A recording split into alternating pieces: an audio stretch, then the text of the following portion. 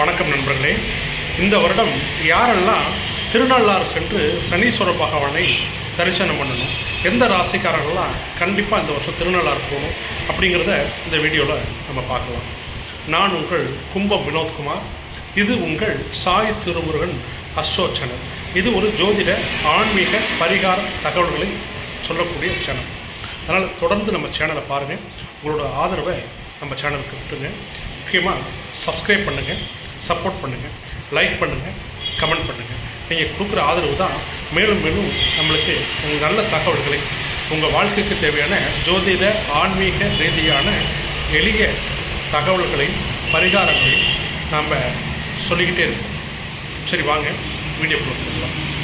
அதாவது இந்த வருஷம் எந்த ராசிக்காரங்கள்லாம் இந்த திருநள்ளாறு சனீஸ்வர பகவானை வணங்கணும். திருநள்ளாறு உங்களுக்கே தெரியும், தமிழ்நாட்டில் இருக்கிற சனீஸ்வர பகவானுக்கு முதன்மையான பரிகார ஸ்தலம். அது ஆக்சுவலாக பார்த்தீங்கன்னா அந்த திருநள்ளாறு ஒரு சிவன் ஆலயம். தர்பாரண்யேஸ்வரர் தான் அங்கே உள்ள சிவனோட திருநாமம், தர்பாரண்யேஸ்வரர். அந்த சிவன் கோயிலில் சனீஸ்வர பகவானுக்கு தனி சன்னதி இருக்குது. இந்த சனீஸ்வர பகவானுக்கு தமிழ்நாட்டில் உள்ள முதன்மையான பரிகார ஸ்தலம் இந்த திருநள்ளாறு தர்பாரண்யேஸ்வரர் ஆலயம்.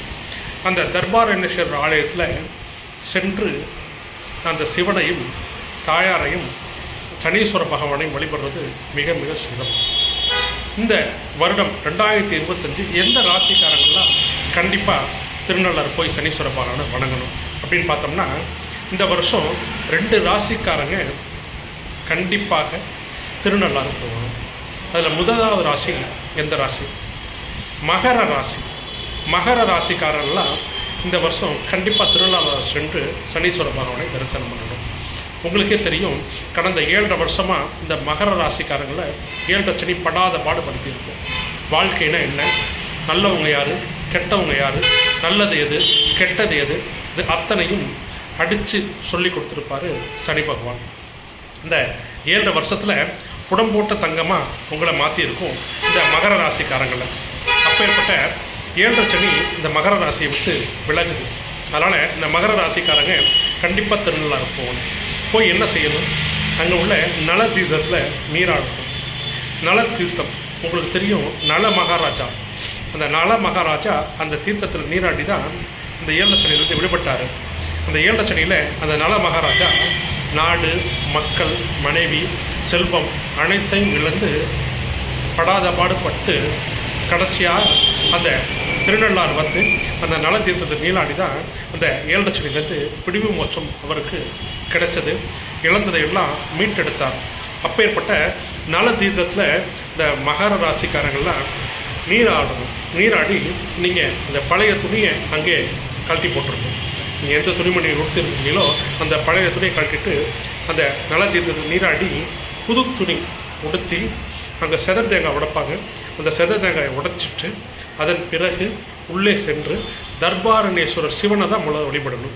அடுத்து தாயாரை வழிபடணும்.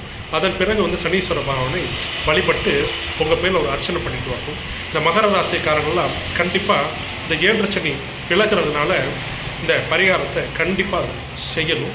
செய்கிறது ரொம்ப விசேஷம், சிறப்பு. இந்த மகர ராசிக்காரங்களுக்கெல்லாம் இந்த கெட்டது இதோடு முடிஞ்சிடும். இந்த பொற்காலம் தான் இனிமேல் 7 சனிங்கிறது மகர ராசிக்காரங்களுக்கு 30 வருடங்களுக்கு பிறகு தான். இந்த 7 சனி போகும்போது நல்லது பண்ணிட்டு போவோம் அப்படின்னு சொல்லுவாங்க. அதனால் இந்த பரிகாரத்தை செஞ்சீங்கன்னா மேலும் மேலும் உயர்வையும் சிறப்பையும் உங்கள் வாழ்க்கையில் நீங்கள் பெறலாம். அடுத்து எந்த ராசி போகணும்? கடக ராசி. கடக ராசிக்காரங்களுக்கெல்லாம் கடந்த 2.5 வருஷமாக அஷ்டமத்தில் சனி பகவான் இருக்கிறார். உங்களுக்கே தெரியும், அகப்பட்டவனுக்கு அஷ்டமத்தில் சனி. அப்பேற்பட்ட அஷ்டமத்து சனி தான் அந்த கடக ராசிக்கு கடந்த 2.5 வருஷமாக படாத பாடுபடுத்திக்கிட்டு இருக்கும். 7 சனியை விட 4 மடங்கு கொடுமையானது இந்த அஷ்டமத்து சனி. அது அனுபவிச்சவங்களுக்கு மட்டும்தான் அதோட வழி என்னங்கிறது தெரியும். அப்பேற்பட்ட அஷ்டமத்து சனி இந்த கடக ராசிக்காரங்களுக்கு விளக்குது. அதனால் அவங்களும் கண்டிப்பாக திருநள்ளாறு போய் அங்கே உள்ள நல தீர்த்தத்தில் நீராடி அந்த பழைய துணிமணியை கழட்டி போட்டுட்டு புது ஆடை உடுத்தி அங்கே செத தேங்காய் அவங்க கையால் உடைச்சிட்டு இந்த கோயிலுக்குள்ளே போய் தர்பாரண்யேஸ்வரர் சிவனை வழிபட்டு தாயாரையும் வழிபட்டு அதன் பிறகு சனீஸ்வர பகவானுக்கு உங்கள் பேருக்கு உங்கள் நட்சத்திரம் ராசி சொல்லி ஒரு அர்ச்சனை பண்ணிட்டு வர்றது ரொம்ப சிறப்பு, ரொம்ப விசேஷம். கடக ராசிக்காரங்களுக்கும் பெரிய விடிவு மோட்சம்னே சொல்லலாம். கடந்த 2.5 வருஷமாக குடும்ப ரீதியாக, தொழில் வேலை ரீதியாக அனைத்து விஷயத்துலையும் எங்கே கால் வச்சாலும் கண்ணி வெடி அப்படின்னு சொல்கிற மாதிரி எங்கே திரும்பினாலும் பிரச்சனை.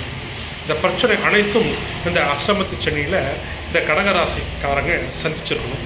அப்பேற்பட்ட அஷ்டமத்து சனி முடிஞ்சு சனி பகவான் 9ஆம் இடத்துக்கு பாக்கியஸ்தானத்துக்கு வரப்போகிறாரு. அதனால் இந்த கடகராசிக்காரங்களும் இந்த திருநள்ளாறு போய் சனீஸ்வர பகவானை கண்டிப்பான முறையில் தரிசனம் பண்ணிட்டு வர்றது ரொம்ப சிறப்பு. சரி சார், இந்த கடகராசியும் மகர ராசிக்காரங்க மட்டும்தான் இந்த திருநள்ளாறு போகணுமா, நாங்கள்லாம் போகக்கூடாதா அப்படின்னு நீங்கள் கேட்கலாம். 12 ராசியில் எந்த ராசிக்காரங்க வேணாலும் எப்போ வேணாலும் எத்தனை முறை வேணாலும் இந்த திருநள்ளாறு சென்று தர்பாரணேஸ்வரரை தரிசனம் பண்ணலாம். நான் சொல்கிறது குறிப்பாக அந்த மகர ராசிக்கும் அஷ்டமத்து சனி கடக ராசிக்கும் முடிகிறதுனால போகிறது ரொம்ப சிறப்பு. போக வேண்டிய ஸ்தலம் இந்த திருநள்ளாறு. அனைத்து ராசிக்காரங்களும் போகலாம், அதில் ஒன்றும் தவறில்லை. நன்றி, வணக்கம். எல்லாருக்கும் நல்லதே நடக்கும். நான் உங்கள் கும்பம் வினோத்குமார். இது உங்கள் சாய் திருமுறை அஸ்ட்ரோச்சனம்.